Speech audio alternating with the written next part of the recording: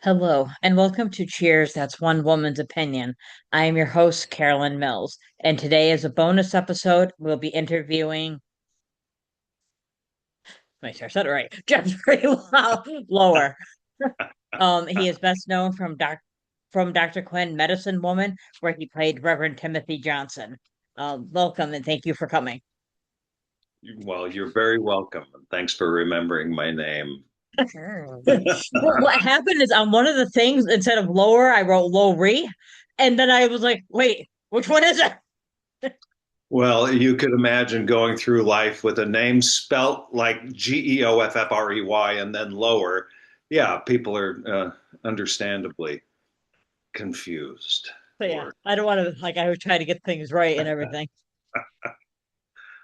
And a lot of times I have to ask people how to pronounce their names because I'm deaf. I have my closed caption on. So I'm like, I don't know how to say that. I need to know exactly how to get it. right. So Oh, my first question is, what made you get into acting? my brother in high school, my brother was doing a play. And I just thought it was fantastic. I had only done sports before that. And so he was in high school. I was in junior high, and I tried out for a musical play.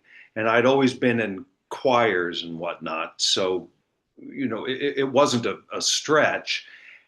But I was so taken with the idea of performing and doing theater that so I jumped on it right away and was not cast in the role that I was trying to get. So I ended up in the chorus, being a dancer, doing Saturday Night Fever Oh, because that nice. had just come out. So Yeah, yeah, we were doing Night Fever. nice. Oh yeah. And this is in Casper, Wyoming. You would not think that any sort of theater inklings would be coming from there. But it had our high school had an incredible teacher and an amazing program. And so once I got into high school, I took a theater class and was doing plays and everything, and it became my sole interest. Uh, Later on in high school, we took a trip to New York to see plays. Nice. This was so Chorus Line was just starting. We saw Must have been Chorus 86. Line, yeah, and Death Trap. So this was 1970. This was 78, 79. Uh, Amazing trip. And once I was in New York, I realized, wow, this is where I want to be. And so after high school, I went to college in Lincoln, Nebraska. And I know it's not New York, but it's.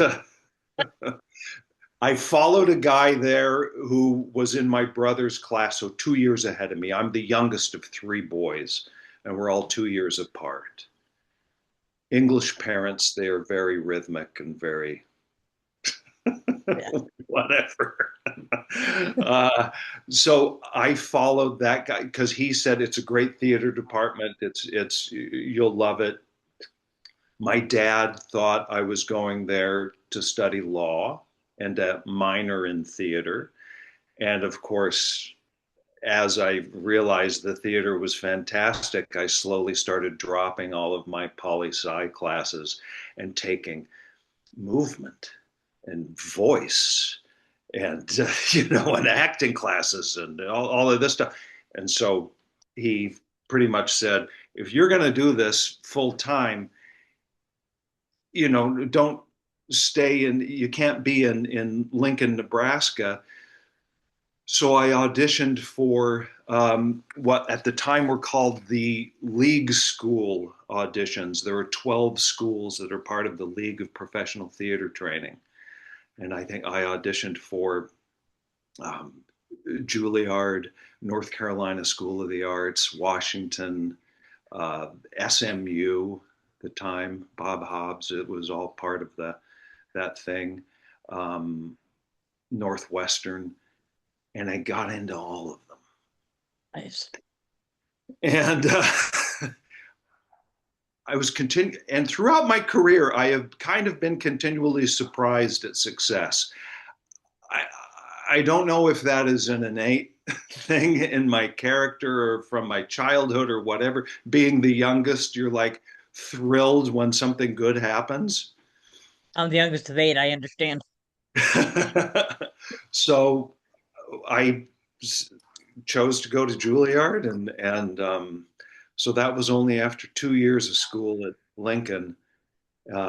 So it was the beginning of a Bachelor of Fine Arts at Juilliard, and that's where I went to school. That's where I met my wife in the first year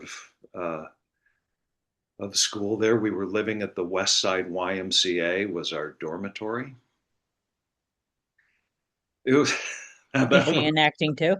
that she's not. She was into music. She was a pianist, so she was studying piano, and it was one of those rare. There weren't too many. There wasn't too much cross pollination happening there. The musicians stayed with the musicians. The actors stayed with the actors. The opera singers were just like in their own thing. And the dancers would just stay with the dancers. Um, but we would all ogle the dancers because they were all beautiful.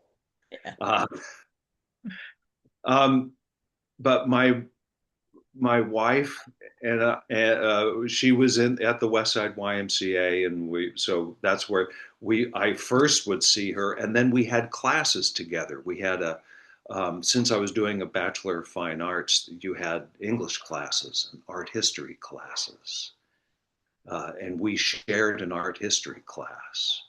And of course, the actors were always coming in from movement class or whatever, and we always were sweaty and gross.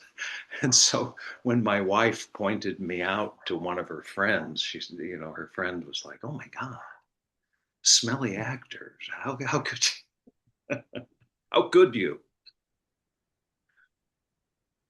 We did, and we've been, and so that was, so we got married just, she graduated a year before me. We were married in 86. And so now, oh my God, 80, 90, yeah, that's a lot. That's many years. Awesome. So I read on IMDb that you played Brad in Hook, and I was wondering what that was like working with Robin Williams. By the way, I did not recognize you because apparently I can only recognize you in certain things. Apparently, Dr. Quinn. I think it's something to do with the beard too. I think it throws You me know off what's with. funny though, Carolyn? All you have to say when I say I was in Hook, there were like 12 or 16 of us in that office, but I can just say I was the fast draw cellular phone guy in the elevator bank, and they go, "Oh yeah, you were Brad."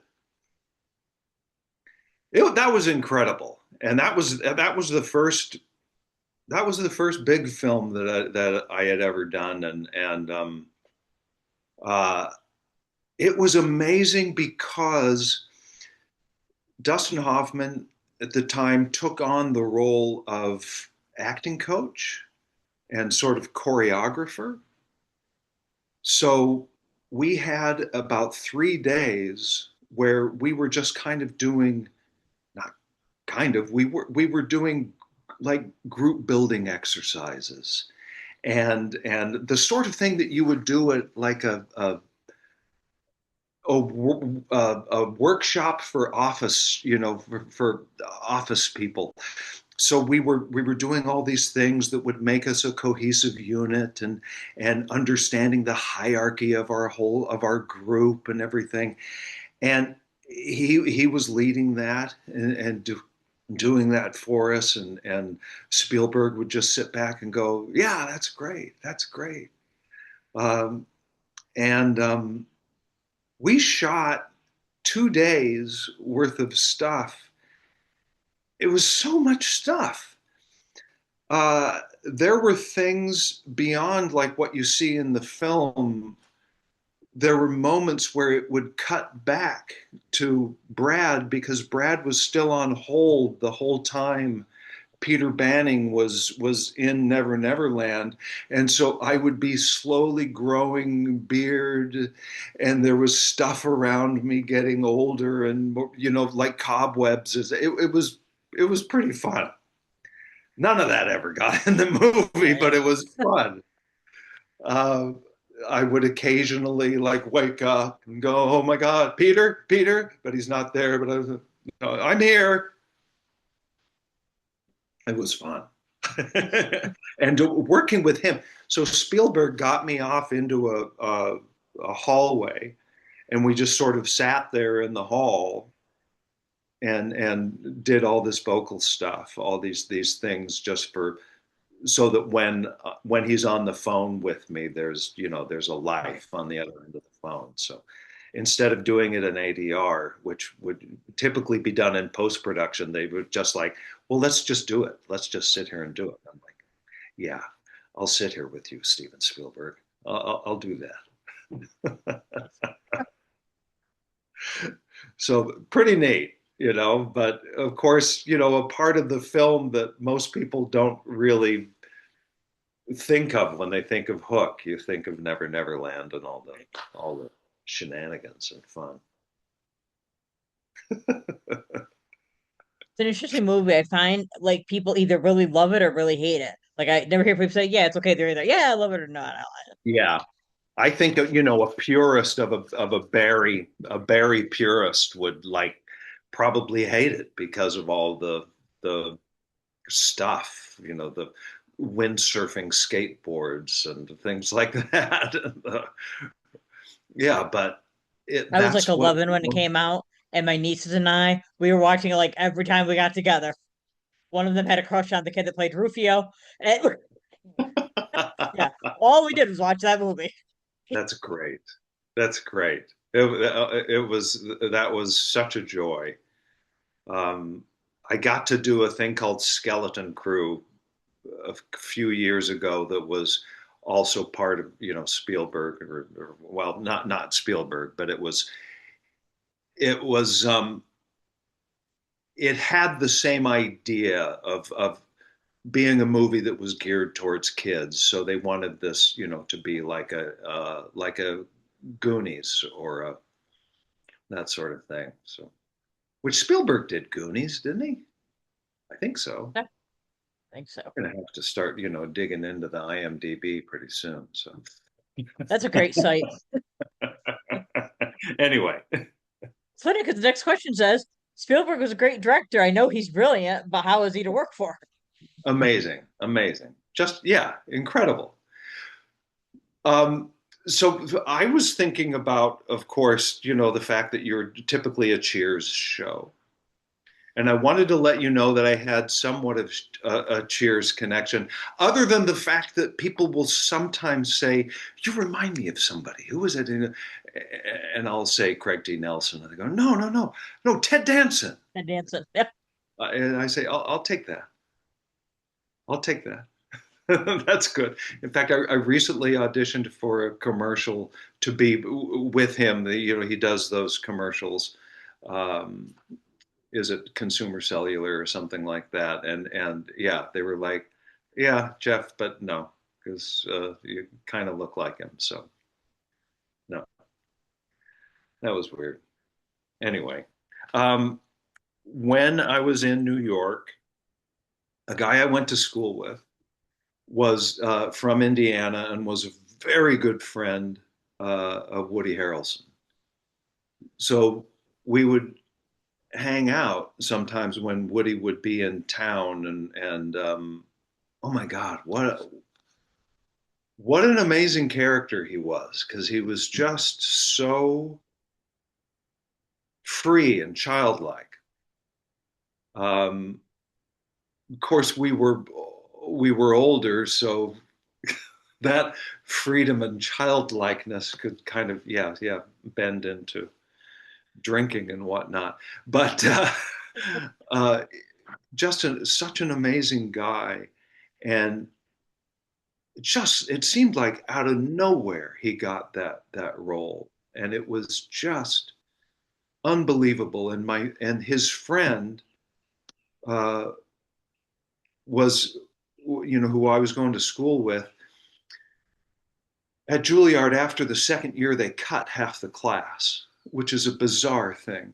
It just they don't do it anymore, but they used to. It used to have that air of competitiveness and cold heartedness about it that was like, if you're going to be in this industry, you're going to have to learn to take the Yeah. knocks.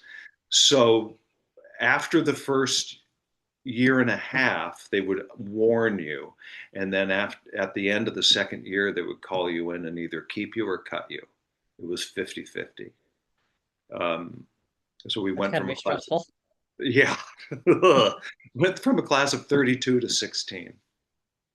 um, but Clint was like, who was the friend of Woody's, was like, I just don't, you know, he saw Woody take off like that and thought, I want to do that. I don't know that I want to just keep going with this, with this classical training, this Shakespeare for all, and or for all or nothing.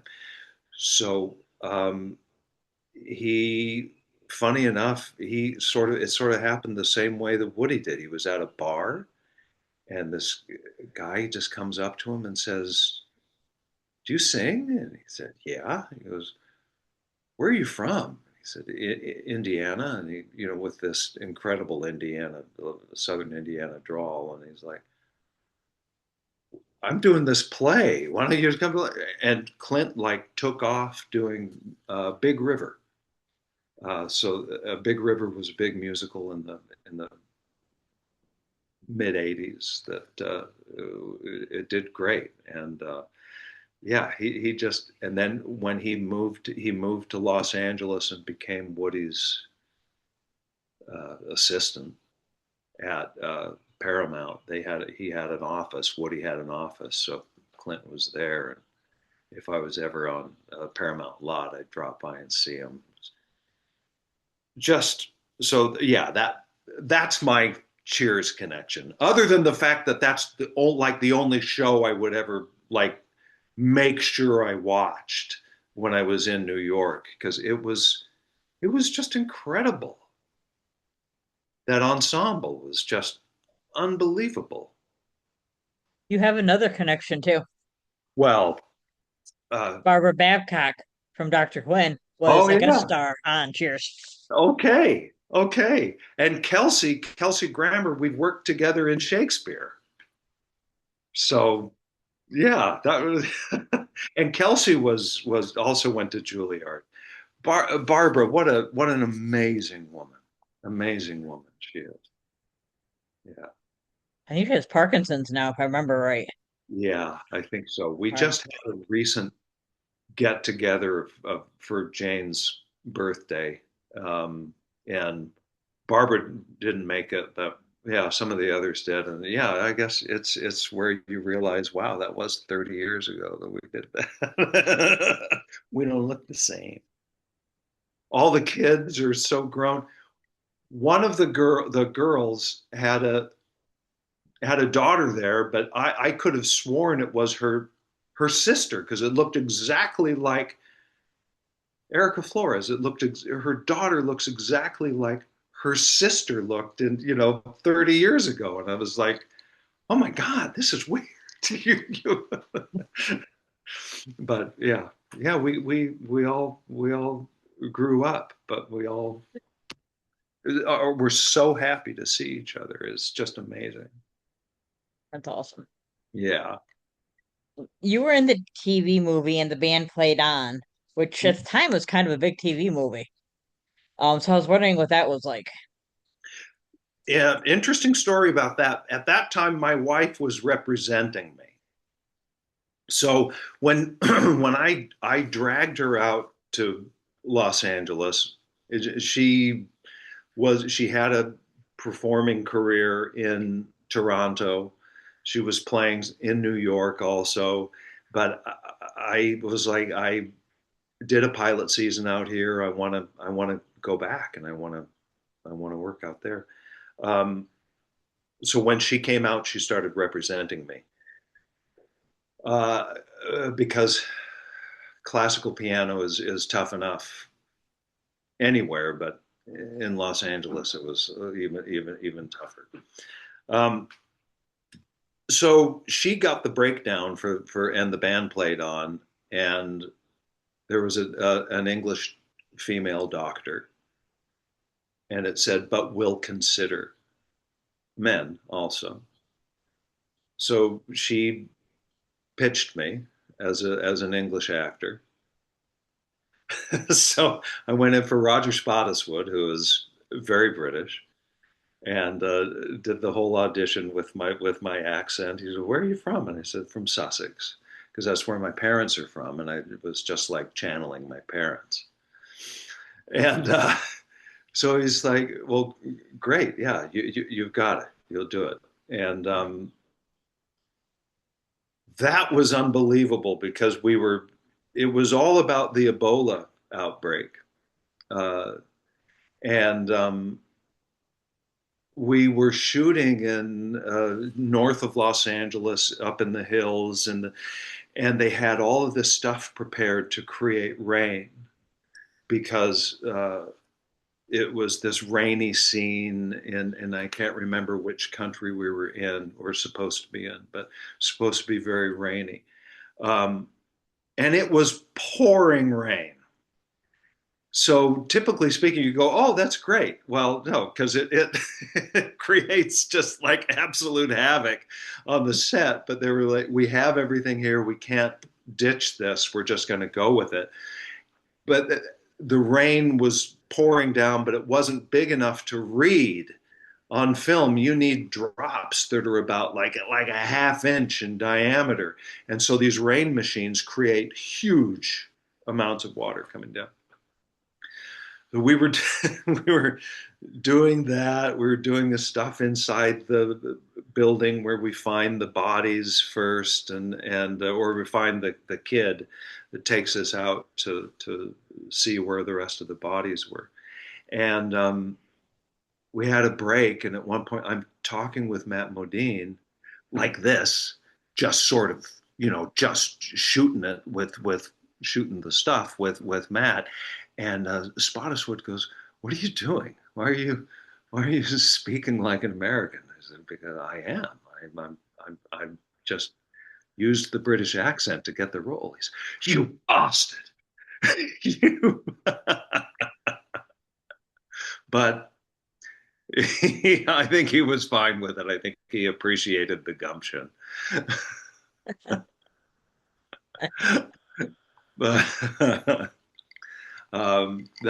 but what an and I tell you what I got from that also, Carolyn, is Matt Modine, the way he acted, the way he lived on a set was with absolute grace and generosity. And you pick up little things from people as you work with them if you feel like, wow, I don't ever want to do that, or I emulate that. And his the way he is on a set, I will emulate that forever because he was just the most generous, kind, helpful, positive person. It was unbelievable. And he had so much to do on that movie. That movie, it was all Matt. I mean, so it was really incredible. He gave us little monkeys that clashed their cymbals together. I still have that. That's a neat That's one Phantom. thing. My Oh, favorite musical is Phantom of the Opera. They have the monkey that does it. yeah. Uh, I get what you're saying about the emulation because I did theater in high school and then I minored in it in college. I don't like being on. I like to be backstage though. yeah, But the director that I had in high school was brilliant and yeah. I would do like things just like he did. And my friends would sometimes get mad at me. I'm like, no, you have to, and they're like, you're so anal. And I'm like, yeah, like him. I learned it from him. It's called Right. perfectionism. I want it to be good and I want it to be right. That's right. That's right. Oh, neat. That's neat. You guest starred on an episode of Friends called The One with the Thumb. And I was Oh, wondering what that experience was like since that was such a huge show at the time. unbelievable. Again, that was my wife pitched me for that, so that was cool. Interestingly, I mean, it was the beginning of the series, so nobody had any idea. It hadn't even nothing had aired yet. Nobody had any idea how it was going to be received. Everybody, of course, knew it was Jimmy Burrows who was directing it, so it's got to be good. And it had these incredible people in it, but at the time, like both Jennifer Aniston and Lisa Kudrow were doing other things, and then were like just sort of squeezing in the time to do this too. Uh, we would do Yeah, Lisa things, Kudrow tried out for Roz on Frasier. yeah. Oh, neat. We would we would mostly talk about theater because a lot of us, of course, Lisa, um, David Schwimmer, they're theater people, so we're talking theater and whatnot. But we would do stuff in rehearsals and then getting towards filming, and they were just like, okay, what do you think? Do you think any of this is funny at all? Do you think this is good? It seems so deadpan and so whatever. I'm like, yeah, yeah, I think it's good. um, uh, Jimmy Burrows is just unbelievable because I think he knows exactly what he want. He has a vision of what the show is going to look like, and the direction that he would give was so precise, and you didn't really mess with it after on a three camera show like that in that time. You would rehearse, I believe it was like Tuesday through Thursday, and then Friday you would shoot it. And by Tuesday afternoon the show was locked. It was like, okay, that's it. And then you're doing blocking and you're doing stuff for the next couple days. But it was just, he is so precise and instills so much confidence in you that you just feel like, yeah, yeah, I'm part of this. I can do this. And he was incredible. I did ask him if I should shave my beard, and of course he was bearded at the time and said, "What's wrong with the beard?" Nothing, nothing. Just wanted to know. He has indirect theater background because his father, Abe Burrows, wrote musicals. Wow, So he has indirect. that's neat. That's neat. Yeah, but yeah. Again, I feel so privileged to have been able to work with these guys. So And you also guest starred on an episode of Beverly Hills 90210. And since I grew up in the 80s and 90s watching, of course, that, I have to ask about it, how what it was like. that was fun. That was fun. That was probably my first gay character, and that was great. Um, and in fact, it's funny because I would see that guy every now and then because we both lived in Los Feliz in this area of Los Angeles, and I'd see him occasionally, and we'd look at each other and go, "Hey, sweetheart, how are you? Good, good." He's that was great. That was fun. And I think that was one that was directed by, and I'm blanking on the name, but one of the actors directed it, Jason Priestley. probably. I know he directed some. Okay, I'm not sure who, but yeah, which is great when when you go that long with a series, you could. Although Dr. Quinn, that was not the case. That stable of directors and they were the only I can say the only one who really stretched out of that was Jimmy Keach because at the time he was married to Jane, so he was actor and director. So yeah, we there was no crossover. So actually, I want to jump into Dr. Quinn now. I tell you, it's kind of funny. My mom was a huge Westerns fan. She was born in 1940. When she was alive, she loved Westerns. So Dr. Quinn came on. I started watching originally because of Jane Seymour, who I saw in a TV movie called Are You Lonesome Tonight with Parker Stevenson. I'm like, she's awesome. And then she looked at me, I'm like, "Mom, it's her." So I'm Oh, like, and it's a Western, Mom. You can watch it too. She's looking and she goes, "This is not a Western." She would not. She did start watching it, but at first she's like, "No, it's not a Western." What do you mean? She goes, "They don't speak with British accents in Western." They do it from England. She did start watching it though, but it's funny. She's like, "They don't have British accents." But I wanted to ask you, what was the audition process like? so it's interesting because I had done Trials of Rosie O'Neill with Beth Sullivan. So Beth Sullivan was the creator of Dr. Quinn. She was also the creator of Trials of Rosie O'Neill. That was a Barney Rosenzweig produced it. Barney, of course, did Cagney and Lacey, and Sharon Glass was Rosie O'Neill. So it was neat because it had a very strong feminist uh, feel and push, uh, and that was all Beth. Um, so I played and that was the first thing I had ever done on television. That was I played an uptight uh, young attorney from who had just graduated from Harvard and came out to Washington to Los Angeles pretty much to be groomed for politics.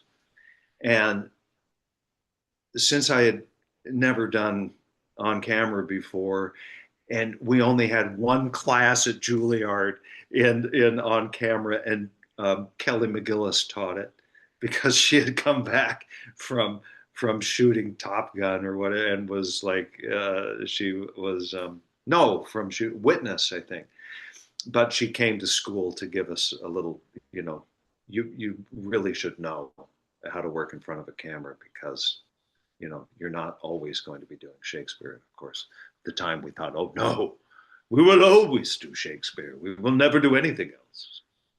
Um, so uh, I was not only was I an uppity attorney who I think the very first line was, "It's a long way from Harvard to the Los Angeles Public Defender's office, but at least I flew first class." Uh, and I knew that I had to tone it down from theater, but I didn't know, exactly how much. So when I did the audition and everything, they were like, oh, great, you're great. You're so over the top. You're so fun. This is great. This is fun." And I thought, damn, I was being small. But Beth had told me beforehand, she said, I'm before Rosie stopped, before the end of the second season and last season, she said, "I'm writing this movie of the week, and I have a role in it for you. So I want you to play the Reverend." And I said, the guy, that's fantastic. I'm from Wyoming. I know how to ride a horse. I love the church. Sure, I'll do, I'll do whatever whatever. Um, she got a lot of pushback on me from CBS. They wanted, I can't remember who it was, but they wanted this other guy. And Beth just really fought for me. And that was it. She, I don't even think she made concessions. She fought for me and I got the role. So that was amazing. And so at that time, I believe I was the only carryover from Rosie O'Neill. Uh, and that, when I signed on to do it, it was movie of the week with the possibility of it being a pilot for a series, but really it's a movie of the week.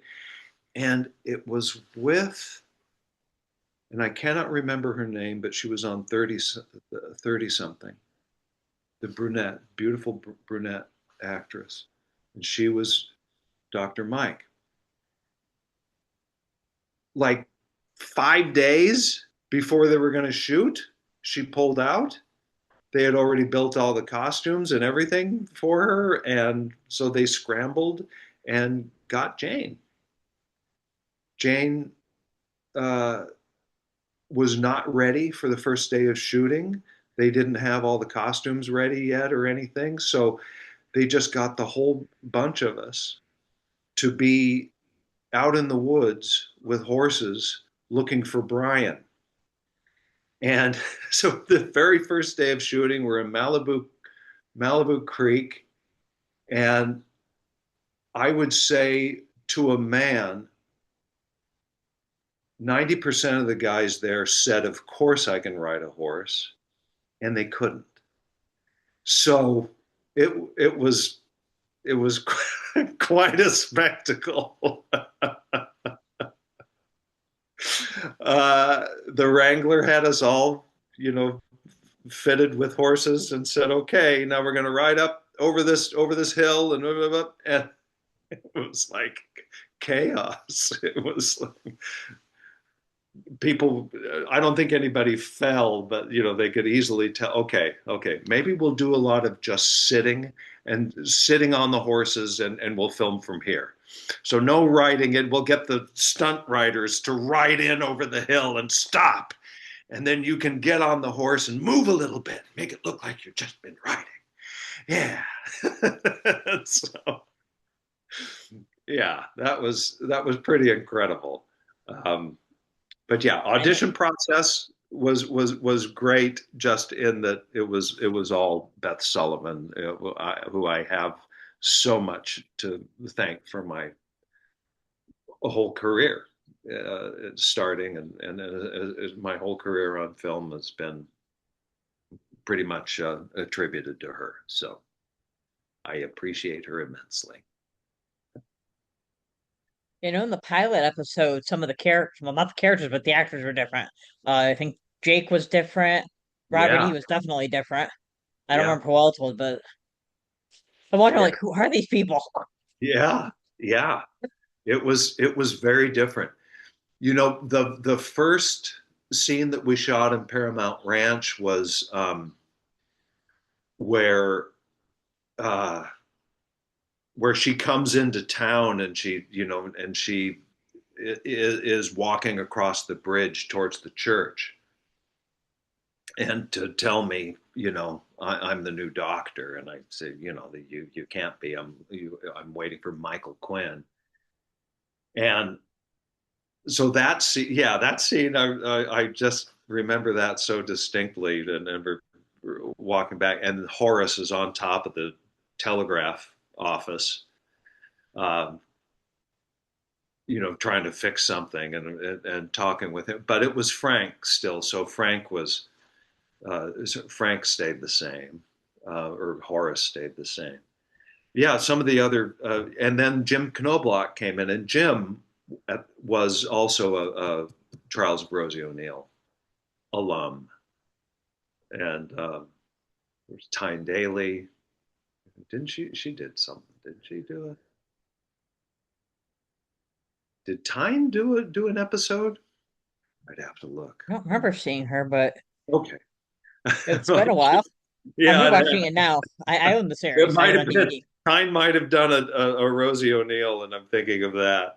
Anyway, um, God, that was just what an amazing experience. Shooting out there at Paramount Ranch and just all those people. It was just such a fantastic family. Amazing. Is there anything you would change about the Reverend if you could? Gosh. Um, you know, of course, if it wasn't such a wonderful family show, I would have, his dark side to me would have been more fun to play and more fun to explore. But I it's so funny when you're on a show that long and the writers are constantly just sort of tweaking things and changing things a little bit. You have no idea what the heck is going to happen to you. And you just go with it. As an actor, you're just, okay. Oh, I was a gambler. Well, that was never in my backstory, but okay. All right, sure. Forgot about that actually.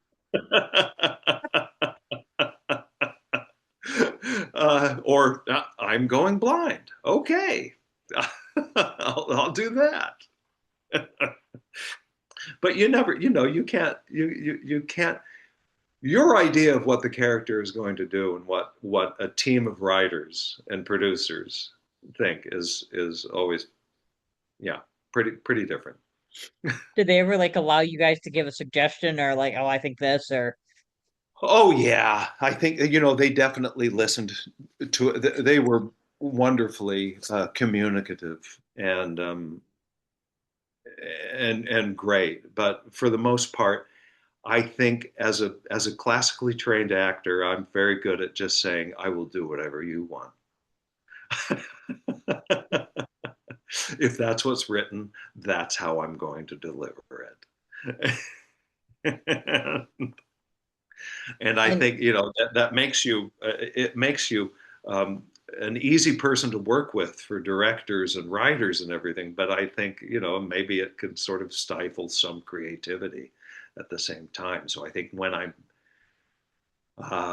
like recently, I did a movie called Disrupted. It's very dark, um, vicious movie, and he just pretty much let me go.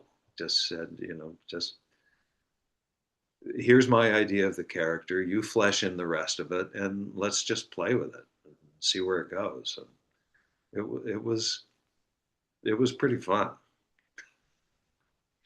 It's not a movie that my parents would ever see, and I couldn't let my kids see it. My kids didn't see it until they were much older. Well, they were older when I did it, but yeah, still, it was.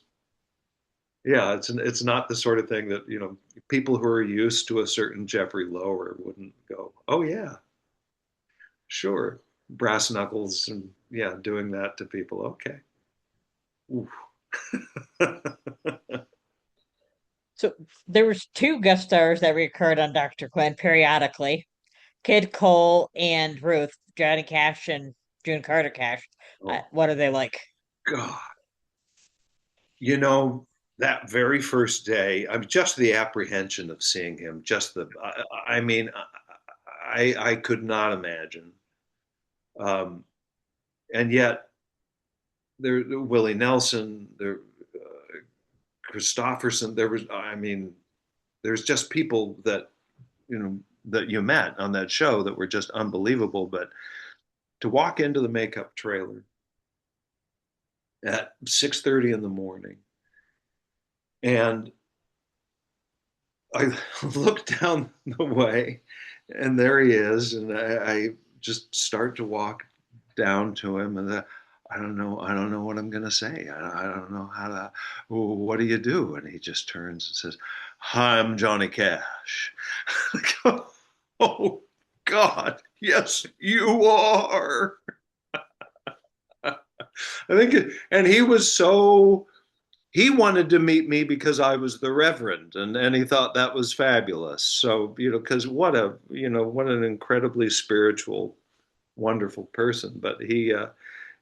So I have a picture with him in June, and in front of the church, and what an amazing guy, and just so open and easy, and like whatever you want me to do, and amazing, amazing.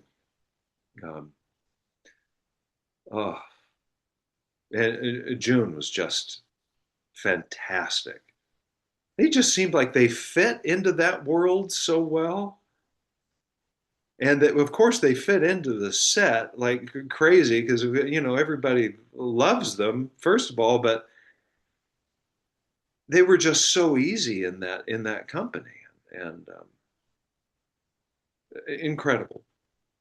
I was just watching, I forget which episode, the first one that she was on. He was on one before, and then she was on the one, and they're at the church, and she's healing people, and Hmm. Dr. Quinn's kind of upset because she's like, "No, this is not medical." But when I'm watching it, because she's like, "Oh, you need to be safe," and I was like, "These two are perfect for this role," because knowing their life story, how she was a Christian, well, he was too, but he was also in drugs, and then he's got the backstory where he killed someone, and he's upset. So I was like, "The story is perfect. She's the It Christian. He needs the help. She's lead." I was like, "They're playing was themselves 100 years earlier." incredible, right? Yeah, just amazing, amazing. Yeah. Oh my gosh, you'll know this. Who was the photographer who came to town? Oh my God, Oh, I just wonderful, watched it. And no, I don't know his name. wonderful country Uh, music. the Uh, one that had diabetes. yes, Oh, it's Kenny Rogers. yes. And Kenny was such a photography bug. He loves photography. So, I think it was just neat that they not only brought these people on the show because they're country and America and just heartwarming people, but also played into their strengths. And I mean, Willie, good God, Willie Nelson is okay.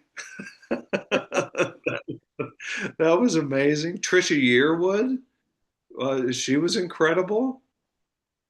Oh God, that was so much fun, and I think everybody kind of felt like when they came out there, they were they were able to just like dress up in Old West and play, and I think that was a big part of the joy that you'd see on the show is just the fact that we're out here in the country, we're away from Los Angeles, there's horses and kids and fun, and it was just amazing.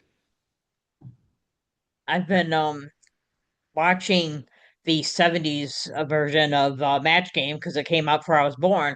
And I saw one day watching, I was just going through it, and Orson Bean is often on the panelist. And the first time I saw it, I was like, wow, he was young once. Everything I've ever seen him in, he's been old. Oh man. Were there any episodes or scenes that you filmed that you found particularly difficult to do? Um, you know, I think the difficulty is was keeping things fresh because I mean, just generally, Carolyn, let me say that when you're a regular character and that's what the audience appreciates. They like that sort of that consistency. Um, you can't make every praise the Lord be different, but everything had to be new, and that was the most difficult part of it, and also just the idea of staying away from complacency and feeling like this is just a job that I'm doing, and oh great, we got another season, super. I'm just going to sit back and coast. you just can't. You can't be that complacent uh, when you're given this opportunity. Um, and fortunately, I guess, the writers helped that out by changing things around an awful lot and giving you new stuff to do. Um, but, the bigger story arcs that I would have, I would really dig into in prep work and just really. So by the time I'm doing them, um, I wasn't I wasn't ever approaching it from underneath. I was always either right with it or on top of it, if you know what I mean. Yeah. I mean, I had enough preparation to not be thrown by anything that might happen on the set because a lot of times, you come in thinking this is what I'm gonna do, and then they'll say, okay, we're actually gonna do the scene 5 days ahead where you do this. And I'm like, oh, but you just have to know the arc of the story and where the character is in that place in the story and be able to pull it off. I loved being a one take guy, and that sort of became a thing. If it was anything that had to do with me, if I had to take a second take, I would get a look or a comment from one of the other, from a grip or from somebody going, "Oh, we're going again? Wow."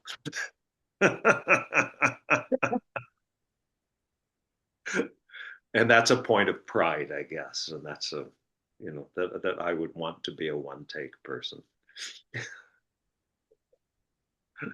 In the episode Saving Souls, the Reverend does not want Roberty and Grace to get married in the church building because he's afraid of how the others will react. And he Mm. later actually says to Dr. Quinn that he's an absolute coward. And I was wondering, what did you think about the Reverend and the change he went through, realizing how he was acting and saying, "Well, I'm an absolute coward." Yeah. The amount of wonderful stories that we told in there, of course, were about diversity, about inclusion, about women's empowerment. Of course, you could sit back and say, wait a second, this is 1870s, Colorado Springs. That ain't going to happen. But that's not the story we're telling. We are empowering and we are loving. So you also know that there's going to be a lot of times where if you're a man and you're a man of the cloth at that time, you're going to be taking a stand for the status quo and that you're going to be knocked down because this strong female character is going to show you that you're spiritually not in the right place, ethically, morally, whatever. You are not where you should be. Um, and I really appreciate that, and I really, of course, I do because I've stayed with Beth Sullivan as a writer and producer for so long that and there's a reason that you stay with people is because I believe in what she believes in, so and what she expresses. Uh, so those moments where you're able to say, "Oh my God, I'm a coward," is actually a relief because it puts that character's motives and me as a person, it puts us in sync. And so, if I was to be the person who never bended and just was constantly, um, like Lauren and Jake, bless their hearts, but they have to be that side. And Hank, they have to be that side of it. They have to be the pushback for her. And And yet there's times where you see their humanity poke through. So, um, You said some people say about that when it happened, then the way I see it, I was like, see, I don't think that because you do have, like you said, you've got Dr. Quinn who's from Boston, so she's more into the northern stuff, and she's more inclusive. Obviously, Sully's friends with the Cheyenne, yeah, um, and things like that. So then you get like Hank and Jake, but you need those people because that makes it realistic. Because they're the ones saying, "No, this does not happen."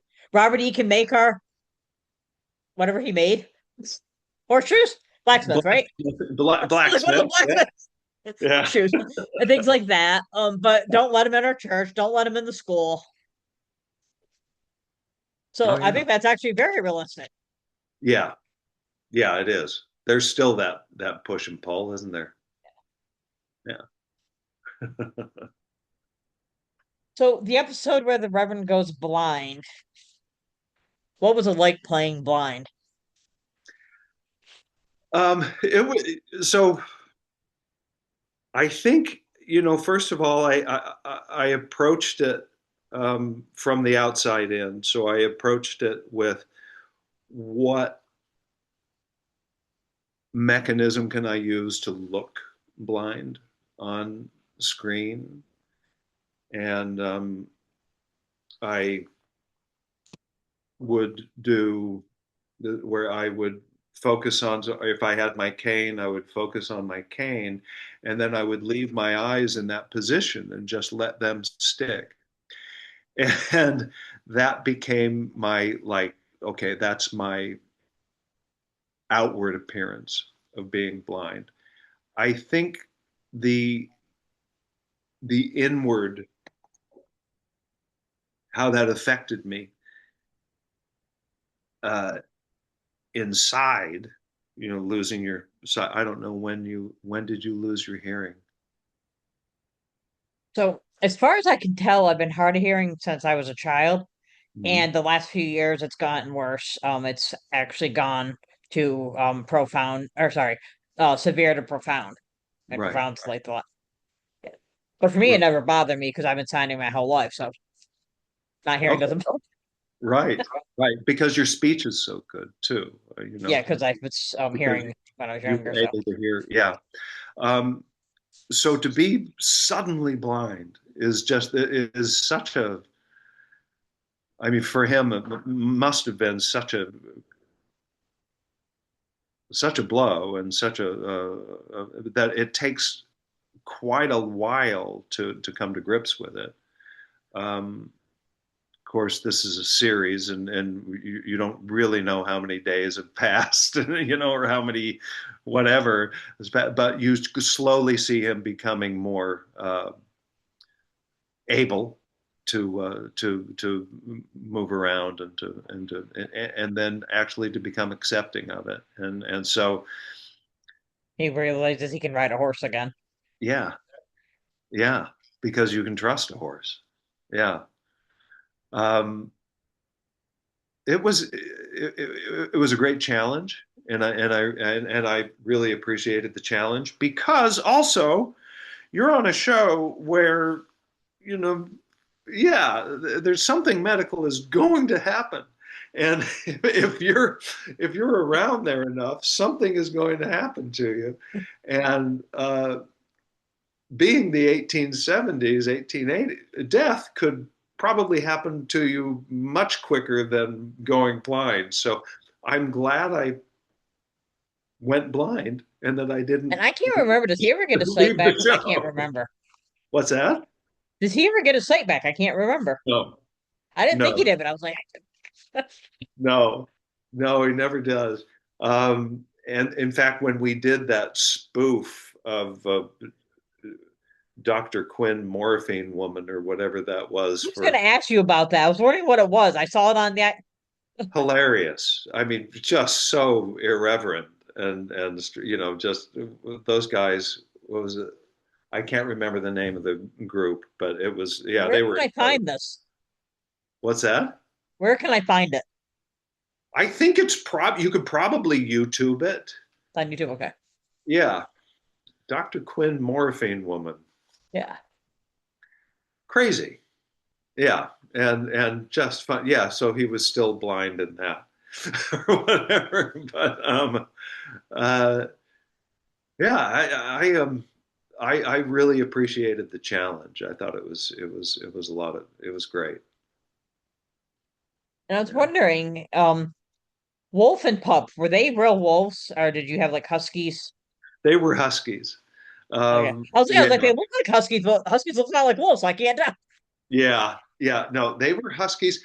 Dennis Grisco was the handler for them, and what a fabulous guy. And I do believe there were two different dogs. So,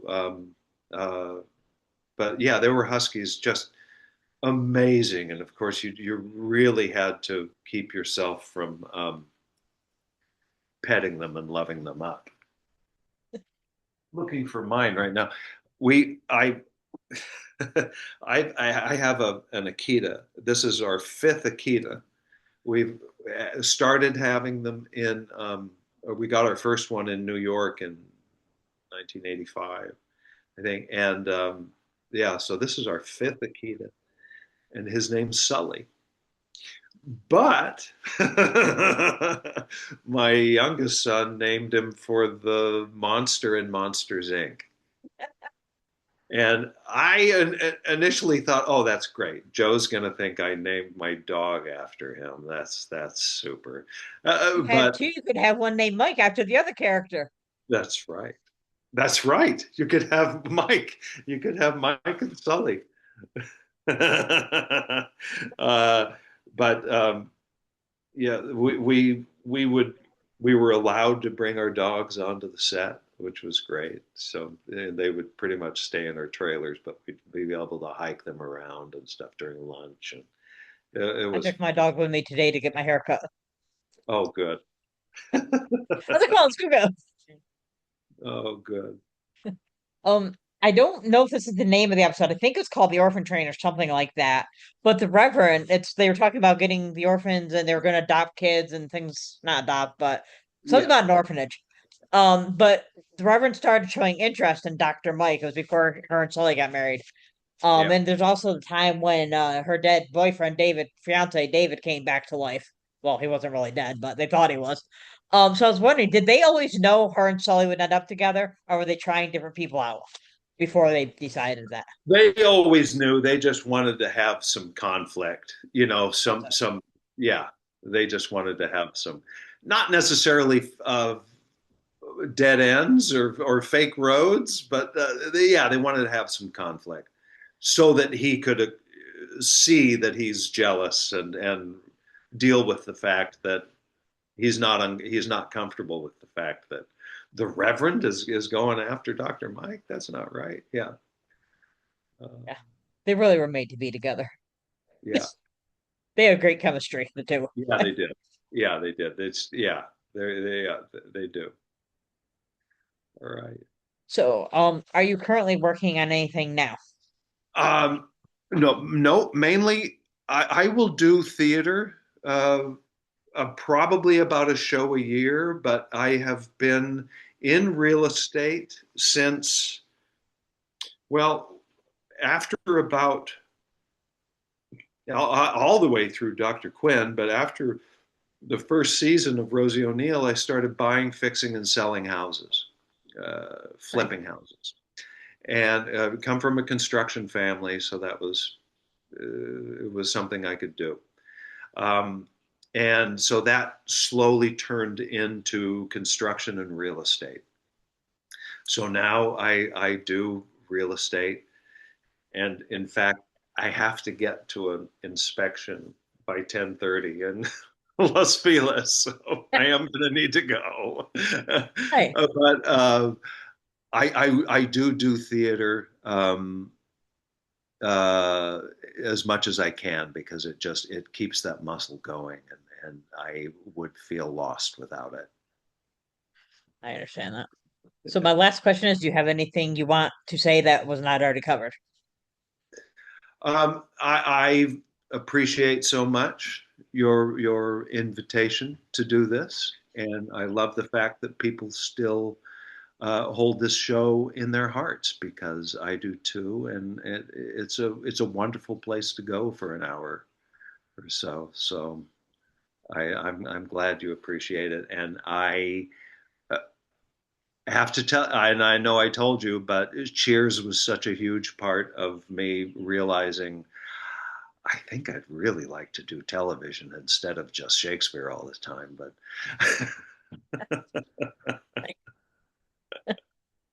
Right. Well, I appreciate you coming. So I appreciate that, and I'll email you my address for the picture. yes, please. And I want to let the listeners know on June 24th, I'm interviewing another cast member from Dr. Quinn, Frank Carlson, who played Oh, Horace Bing. great.